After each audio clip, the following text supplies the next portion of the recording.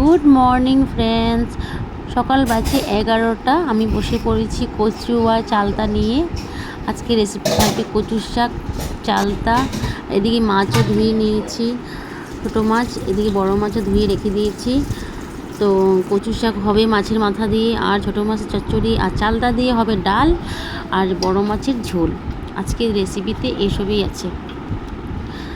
এত গরম কি খাবো ভাবছি, ছোটো মাছই রান্না করি, খেতে ভালো লাগবে। আর কচুর শাকটা বানাই, অনেক দিন হয়েছে কচুর শাক খাই না, খেতে ইচ্ছে করছে, তার জন্য বানিয়ে ফেলি। তো বাচ্চাদের জন্য হলো বড় মাছ, আমাদের জন্য ছোটো মাছ করব।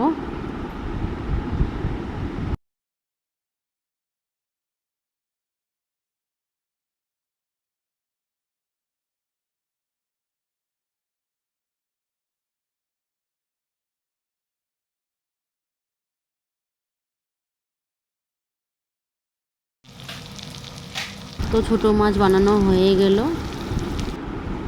দেখো ছোটো মাছের চচ্চড়ি, চালতার ডালও রেডি। এবার আলুটা ফ্রাই করে নিই। আর এত গরম, মানে কি বলবো, উফ, বলার মতন না, গরম যা পড়েছে, রান্না করতে করতে ঘেমে গেছি।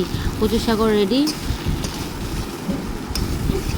মোবাইল ধরার মানুষ নাই, তাই কিছুই ভিডিও দেওয়া হলো না রান্নাগুলার। অন্য দিন দেবো ভিডিও বানিয়ে। কচু শাকটা আমি কীভাবে বানাই, মাছের মাথা দিয়ে, চানা, কেউ কেউ চানা দিয়েও বানায়, আমি মাছের মাথা দিয়ে বানিয়ে ফেলি।